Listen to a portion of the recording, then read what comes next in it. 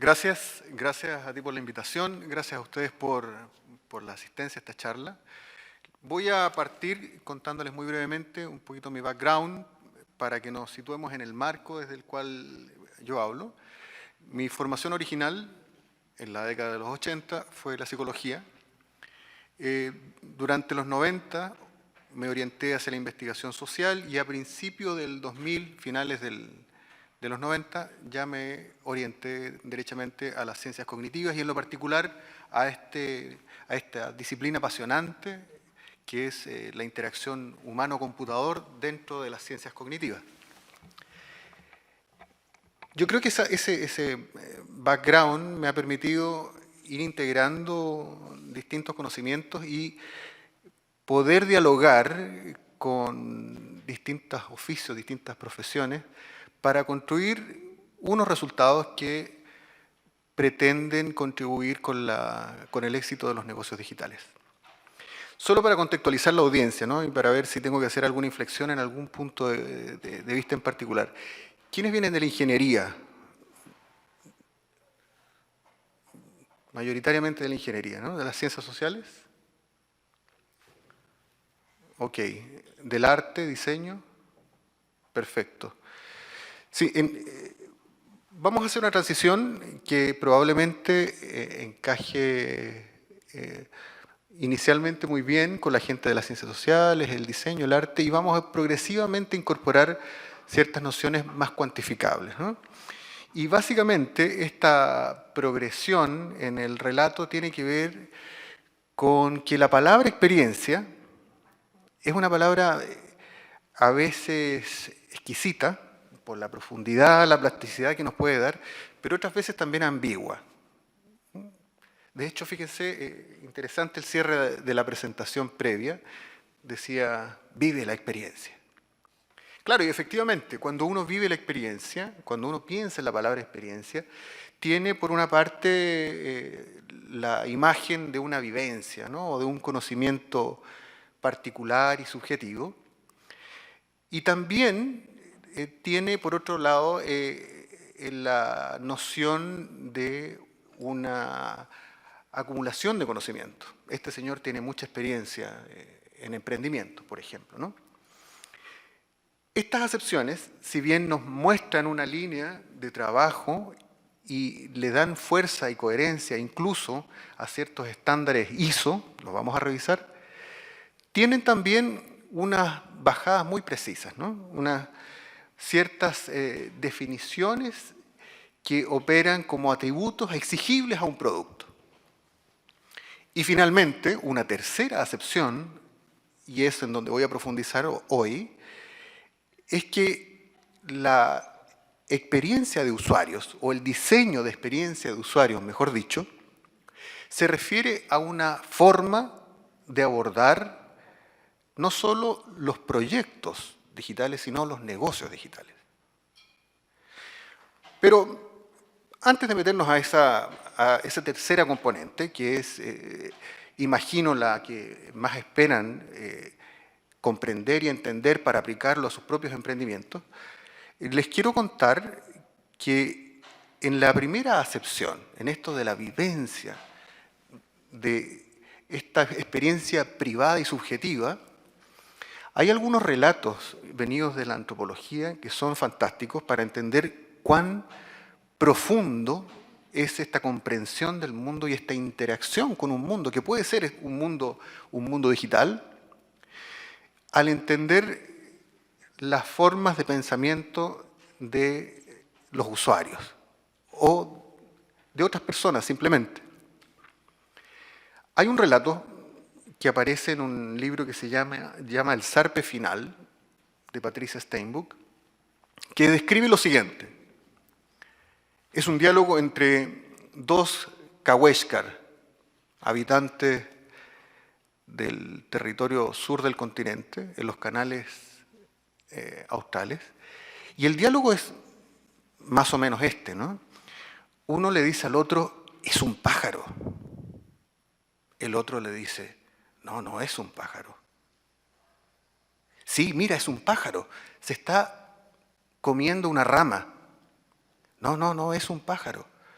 porque de esa rama está saliendo humo.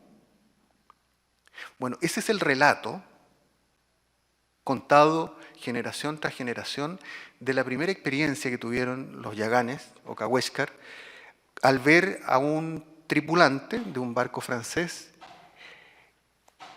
al adentrarse por un canal sureño. Ahora, fíjense el desafío. Imagínense que yo les pido que ustedes diseñen esa experiencia. Diseñen la experiencia de alguien que experimente esa imagen y tenga dudas si respecto de aquel señor que está fumando un cigarrillo pueda o no ser efectivamente un ser humano o un pájaro. ¿Cómo se diseña eso? Bien, sin pretender llegar a la profundidad de esa reflexión y por ende a la imposibilidad final, mucho se ha escrito en psicología y en filosofía de la mente acerca de eso, sin llegar tan lejos, hay en esa noción, en la preocupación empática por el otro, las bases para las definiciones más formales de la experiencia de usuario. Y la experiencia del usuario que viene haciéndose un espacio, primero en el mercado y luego más formalmente, desde el año 2004, 2005, por ahí, ¿no? Previo a eso, quien llevaba la voz cantante era la usabilidad. Y la disputa respecto de la usabilidad versus la experiencia del usuario tampoco está tan dilucidada al día de hoy, pese a que tenemos un estándar ISO que las comprende a ambas. ¿Y qué venía a decir esta experiencia del usuario? Esta experiencia del usuario un poquito menos filosófica y más formal. En lo esencial, que había que preocuparse no de cuán bien funcionaban las cosas, sino de cuán gratas resultaban estas cosas. ¿Sí? Esta consigna que se impuso muy fuerte desde el 91 por ahí con Jacob Nielsen diciendo hágalo fácil, en la primera década del 2000 se agregó al hágalo fácil, hágalo bello. ¿Cómo se han venido articulando estas dos componentes? Esta componente estético-emocional y funcional, racional, es también una interesantísima temática que da para otra charla, pero en síntesis lo que quiero dejar planteado es que con estas dos nociones, por una parte las nociones más formales asociadas al desempeño y por otra las menos formales o menos cuantificables asociadas a la emoción, se ha venido construyendo este concepto de la experiencia del usuario. Ahora bien,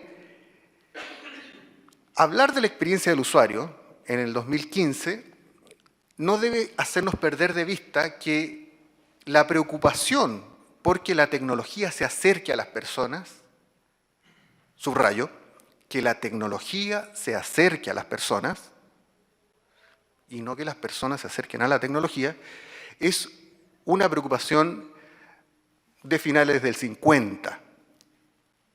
Finales del 50, principios del 60, 1960. Y ha tenido distintos nombres. Ergonomía cognitiva, Human Computer Interaction, diseño de interacciones, diseño centrado en el usuario, etc., ¿no? Y los resultados de esta preocupación no son menores. Los avances en la industria de la tecnología deben mucha parte de su éxito a que han conseguido este ensamblaje, han conseguido insertarse dentro de la vida cotidiana. ¿Sí? El mouse, los menús, la lógica de ventanas, el propio Internet, son todos hallazgos nacidos inicialmente dentro del contexto universitario. Las líneas negras marcan la trayectoria universitaria, luego en el contexto industrial y finalmente ya en el ámbito del desarrollo comercial. Quiero subrayar con eso que esta preocupación que al día de hoy, ¿no?, se tiene respecto de la experiencia del usuario es antigua y por lo tanto tiene muchísimo desarrollo literario, tiene muchísimo avance y es por tanto una disciplina que no debe ser puesta o instituida dentro de una práctica de manera liviana. Hay que saber, hay que estudiar para poder obtener buenos resultados y que no sea solo una pincelada. Fíjense más aún, ¿no? En la década del 60, estas eran algunas de las preocupaciones que tenía el Human-Computer Interaction. ¿De qué estaban preocupados en esa época estos señores en el ámbito académico? De algunos aspectos que, si bien es cierto, respondían a dificultades en hardware o software, finalmente tenían una repercusión en las personas. Y algunos de estos problemas al día de hoy los seguimos vivenciando, ¿no? Bien, con todo eso llegamos al 2010 y ya tenemos un estándar ISO. ¿Sí? Es el más actual, que hace referencia a un conjunto de procedimientos o métodos que tratan sobre esto en lo particular, sobre las percepciones y los resultados de la interacción de las personas con unos entornos o sistemas para obtener un determinado resultado. ¿De qué se hace cargo? ¿Sí? ¿O cuáles son sus principios? Son principios bastante evidentes si uno los piensa en la interacción cotidiana, ¿no? Y se preocupa, en primer término, de comprender esta metodología, de cuáles son efectivamente las características de los usuarios, las tareas que deben resolver y en qué contexto o ambientes deberán ser resueltas. Esto nos dice la norma, preocúpense de esto. Luego, y aquí comienzan a introducirse ciertas novedades que no aparecían en la 9241-11, que restringía la usabilidad, y sí aparecían en la 13407, por eso la fusión la hizo respecto del diseño centrado en el usuario, de involucrar a los usuarios tempranamente en el diseño. Hágalos participar y no solo les haga una demo. Y hágalos participar significa pídales que resuelvan tareas con eso que usted le está facilitando o le está proporcionando como sistema para resolver esas tareas. Por otra parte, se incorpora y subraya la noción de iteración, ¿no? No se trata de un producto acabado que mediante la validación ante una audiencia sale al mercado, sino que se va construyendo paulatinamente, idealmente, y esto ya es parte de la metodología, idealmente sobre prototipos tempranos. Y prototipos tempranos consideran incluso diagramas en papel. Es decir, no hace falta pasar al código para saber si nuestro futuro sistema va a resolver las necesidades del usuario.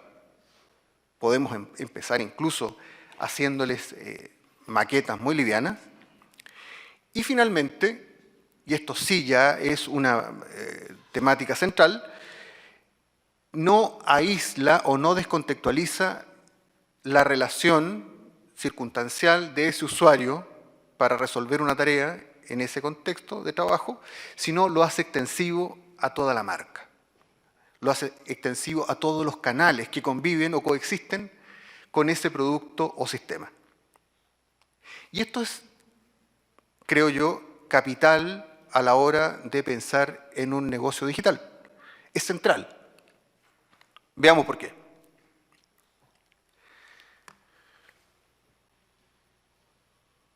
Porque los beneficios tienen que ver con retorno. Porque los beneficios tienen que ver con productividad.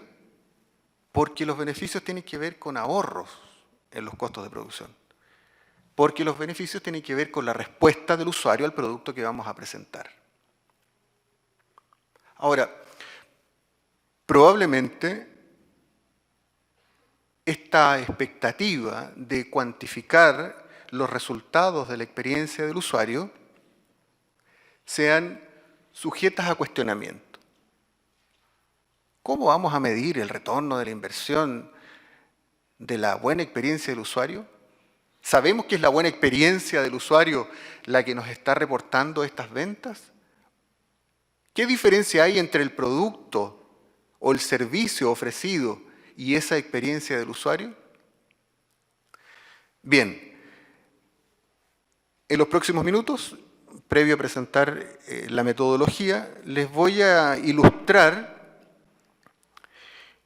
con un esquema generado por una de las principales empresas y pioneras empresas de experiencia de usuario en el mundo, AdaptivePath, que fue recientemente comprada por un banco, cómo esto de la experiencia del usuario se transforma efectivamente en una métrica financiera que hace mover la aguja en la toma de decisiones, y particularmente relativos al ROI, que es un instrumento de análisis financiero que permite saber dónde hay que invertir, ¿no?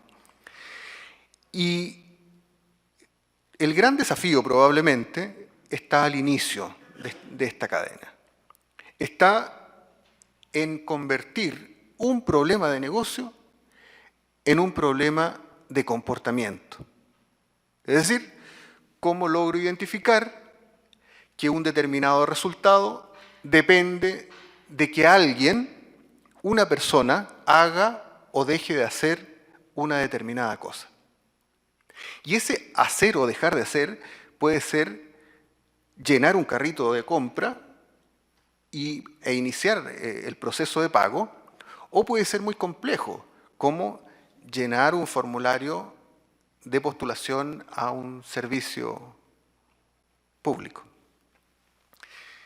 Bien, una vez que tenemos identificado entonces el problema comportamental, hay que asociarle una cuantificación a esa conducta, que será en términos de tiempo, en términos de errores, etc. Debemos identificar un número, porque con ese número podemos hacer posteriormente el match con un cuantificador económico, con una métrica financiera.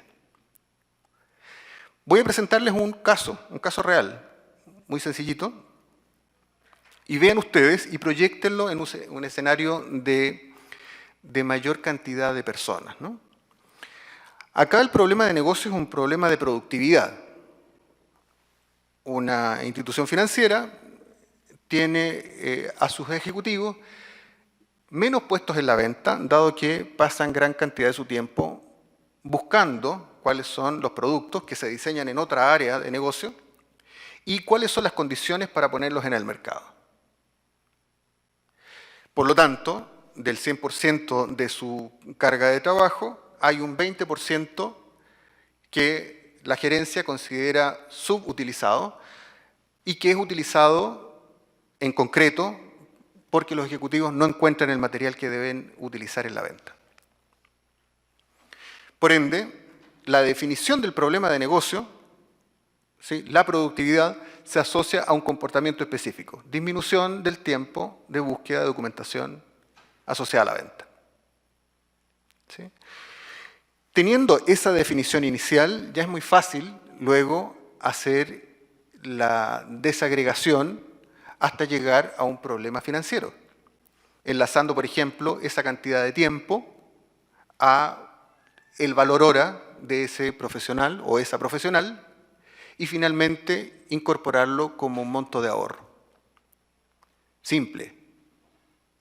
Ahora, lo sorprendente es que cuando uno hace el ejercicio real, cuando calcula el porcentaje de tiempo utilizado por una compañía completa en este tipo de actividades, por simplemente tener mal diseñada la herramienta con la cual se le disponibiliza esta información a sus usuarios, aparece el valor.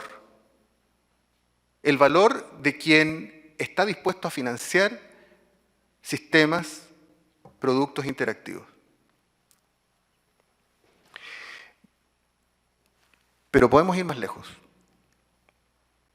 Podemos ir a un escenario en el cual no solo tengo un punto de contacto o un canal, sino tengo un conjunto de puntos de contacto o canales, cada uno de los cuales puede hacerse cargo de resolver una tarea específica y asignarle al mismo tiempo una métrica financiera a esos problemas específicos. Y establecer comparativas entre cuánto me cuesta resolver esa tarea en un canal versus otro. Y con ello puedo establecer una planificación financiera detallada, identificando algo vital en el ROI, en la decisión en qué se invierte, mostrando tasas de ahorro asociadas a desempeño de estos canales. Eso es beneficio. Eso es beneficio. Beneficio, claro, beneficio de la experiencia de los usuarios, fantástico, ¿no? Que sea algo espiritual, maravilloso. Ahora, tenemos que conseguir que esa espiritualidad se traduzca en una conducta y que esa conducta sea cuantificable, incluso en términos financieros.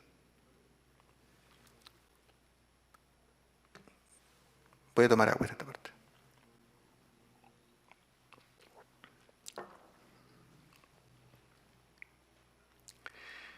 Bien. Me quedan aproximadamente 10 minutos en el tiempo de exposición originalmente definido. Me interesa luego que podamos conversar, porque me imagino que ahora cuando veamos la metodología y bajemos a la vida real, surgirán las preguntas, ¿no?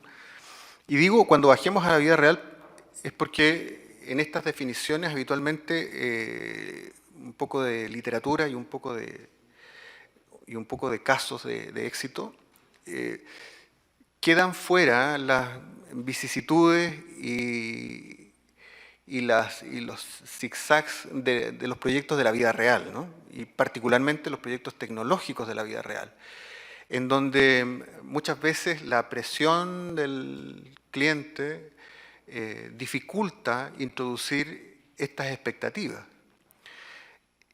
Bueno, de alguna manera eso está declarado en el estándar ISO 9241-210, ¿no? Nos vamos a enfrentar a una máquina que todavía no ha incorporado la idea de su beneficio al poner al usuario efectivamente en el centro de su desarrollo. Efectivamente en el centro de su desarrollo. Y no como una proclama, no como una consigna para decir que nosotros nos preocupamos de ti. ¿Sí? Bien. ¿Qué hacemos en Amable, en mi empresa, en relación a acercarnos a la definición del problema de negocio? Evidentemente, la definición de un problema de negocio tiene distintas perspectivas, ¿no? Dependiendo de a quién le pregunte, me dirá una u otra cosa. El relato que hace un gerente comercial es bastante distinto al que hace el gerente de operaciones y el gerente de informática, ¿no? Hay algunas sintonías entre algunas áreas, no obstante, suelen tener prioridades diferentes. Incluso suelen tener propósitos distintos respecto de los sistemas e incluso respecto de lo que esperan de los usuarios.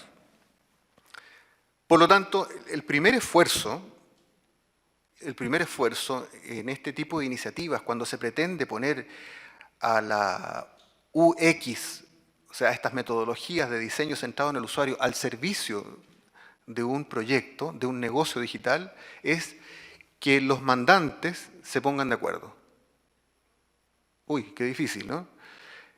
Y que los mandantes se pongan de acuerdo significa, de alguna forma, hacer que no declaren a modo de arenga cuáles son sus objetivos estratégicos, sino más bien que digan para qué están desarrollando ese sistema, están llevando a cabo ese proyecto digital.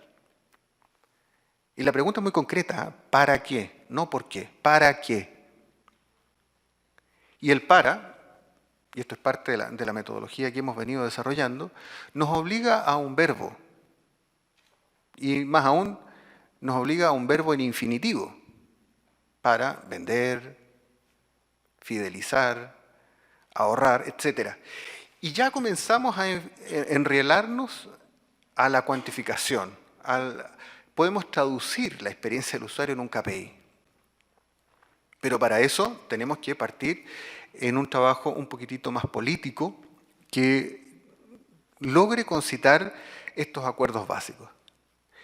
Y el segundo acuerdo central es respecto de a quién está destinado este producto o servicio digital. ¿Quién va a hacer que mi negocio ande? Que sin duda podrán ser más de uno, con distintos perfiles, ¿no? Y en los proyectos habitualmente aparece inicialmente una dispersión muy amplia. Desde queremos la competencia y la prensa y el cliente, y etcétera, ¿no? Entonces, parte del afinamiento de este proceso de reconocer hacia dónde estamos apuntando los esfuerzos es cruzar los propósitos con estos destinatarios. Fíjense, una matriz tan simple, ¿no? Un cruce de propósito y de destinatarios, que ya por el solo hecho de reflexionar sobre este cruce, comienzan a decantar tanto los propósitos como los destinatarios que finalmente conducirán el proyecto. ¿Para qué y para quién? En segundo lugar, y esto es muy importante, vamos a convertir estos deseos en algún tipo de cuantificador. Aunque sea prematuro, ¿no? Aunque sean preliminares, pero tratamos de darle forma en algún número, en resultados objetivos que vamos a medir. Y para poder iniciar la medición hay que establecer ciertas líneas base. Y esas líneas bases no todo el tiempo se consiguen sencillamente porque muchos de los objetivos o de los propósitos no tienen ni los sistemas de medición y otras veces los sistemas de medición son inadecuados. Un clásico de clásicos en este de la experiencia del usuario y de medir la experiencia del usuario es el uso de encuestas telefónicas para evaluar la calidad de un servicio digital. Craso error. Extemporáneo, es decir, la evaluación se hace luego de vivida la experiencia. No ocurre en el momento en que se realiza la tarea, ocurre en otro canal y se le pide además y finalmente al usuario, al cliente, que haga un esfuerzo de memorización que probablemente va a estar contaminado con otras influencias, por ejemplo, el peso de la marca. Por lo tanto, para comenzar a establecer esta línea base y conocer efectivamente el negocio, hay que meterse en la organización. Y no solo la organización en el espacio acotado en el que de una manera intuitiva o formal se ha dicho que se ejecute el proyecto. Hay que ir más allá del área informática, hay que ir más allá del área comercial, hay que meterse en, por ejemplo, conversaciones interesantísimas con los guardias, con las secretarias, porque ellos reportan no el discurso oficial, sino tienen el pulso del día a día.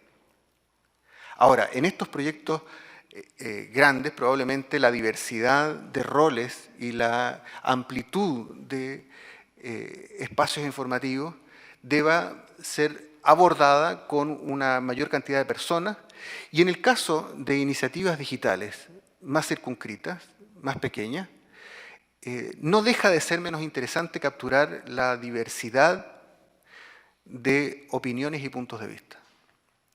Recientemente, ¿no? Estuvimos trabajando con una empresa pequeña, familiar, que tiene su negocio en los grabados láser, ¿no? Grabados de instrumental quirúrgico, etc.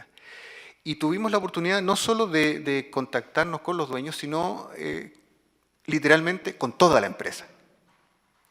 Toda la empresa. Y la estrategia digital surgió luego del contacto con todos estos perfiles.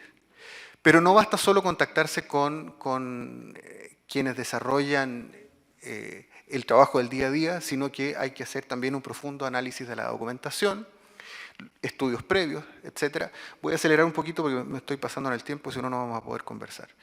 Hay que hacer un análisis de las tareas, qué es lo que hace cada persona. Y de alguna forma aquí ya comienzan a dialogar, ¿no?, las disciplinas de la ingeniería con las de las ciencias sociales, ¿no? Que un analista de proceso haga una descripción dialogada con un antropólogo que ha hecho etnografía, créanme, es mucho más rico que hacer un contraste del to-be y el as-is. Ir al campo, ir a la calle y ver en la calle lo que pasa, ¿no?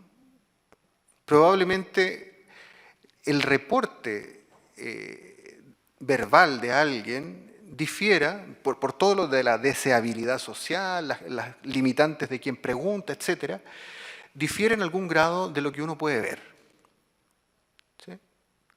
Y lo que uno puede ver contribuye sin duda a acercar la solución, la propuesta de sistema, a la necesidad efectiva, a la necesidad real de la gente, ¿no?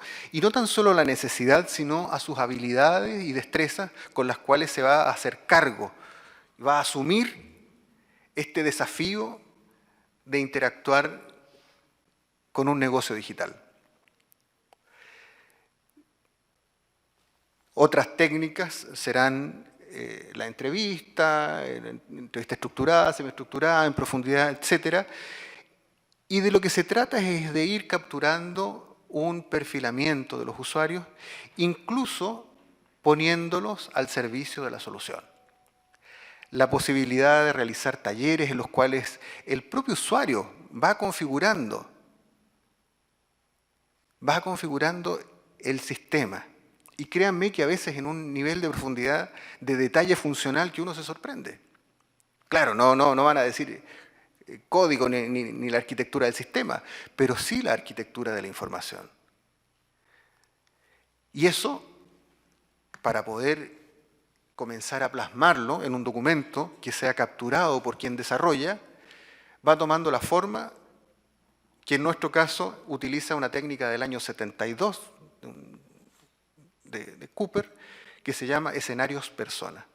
Subrayo lo del año, porque pareciera ser que esto de la experiencia del usuario es una epifanía, pero no es así, ¿no? Esto es un trabajo formal de 40 años. Entonces, con estos escenarios personas se posibilita acercar el desarrollo funcional o la propuesta de desarrollo funcional a las necesidades de estos usuarios. Mejor aún si nos hacemos cargo de estos escenarios y personas en un contexto de tránsito, en donde no solo se contactan con un canal, con una interfaz de usuario o con un sistema, sino que con varios de ellos. Y somos capaces de irlos tocando, generando experiencias en su distinta vivencia de nuestro negocio. No menor, y esto es elemento que aquí aparece con una gráfica muy sencilla, pero se maneja más bien en Excel, es la integración de estos canales y los mecanismos de derivación, ¿no? Esto ya son ecuaciones más económicas que permiten saber si un negocio digital debe o no tener un soporte o un correlato en material y cómo debiera ser ese soporte. Finalmente, y ya estamos entrando en vereda, voy cerrando, plasmar en interfaces de usuarios asociadas a flujos o diagramas aquello que ha venido siendo definido por estos escenarios personas, pero no nos olvidemos, el usuario en el centro, estos deben ser probados. Y es fascinante, fíjense ustedes, la riqueza que entregan las pruebas de prototipo. Ahí aparecen dos fotografías. En uno estamos probando un ATM en Lima para un banco de la plaza. Y era muy interesante, ¿no? Porque la gente, ya habíamos armado ese pedestal de cartón, y la gente, sin saber que nosotros estábamos haciendo test de usuario, hacía la fila para resolver sus consultas de saldo, etcétera, ¿no?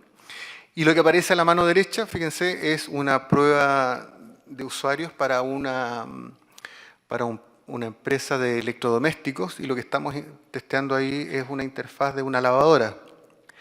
Ahora, lo maravilloso en estas pruebas de usuario, que pueden ahorrarles a la compañía millones de dólares, es que muchas veces una definición a priori es fantástica.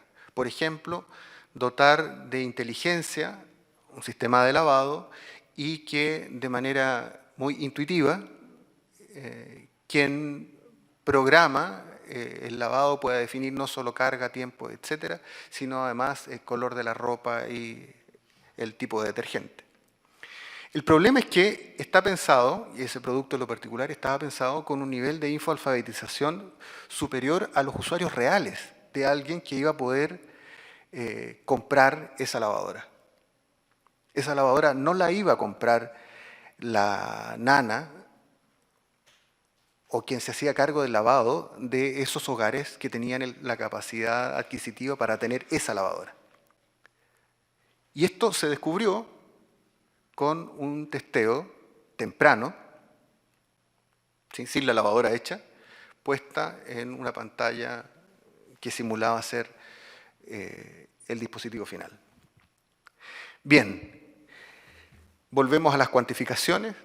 Todos estos testeos, pruebas deben ser traducidas a una métrica verificable, idealmente traducible a un indicador económico para mostrar al cliente los beneficios de la experiencia del usuario. ¿Sí? Y en esto más bien como un complemento final al método, al cliente no se le deja solo. ¿Sí? No se trata de entregarle un documento y decirle que está todo bien o que está todo mal, sino hacer que eso bien o mal declarado en estos reportes sea efectivo para su contexto de uso. O sea, hay que ampliar y hacer extensiva la experiencia del usuario al propio cliente. Eso es. Gracias.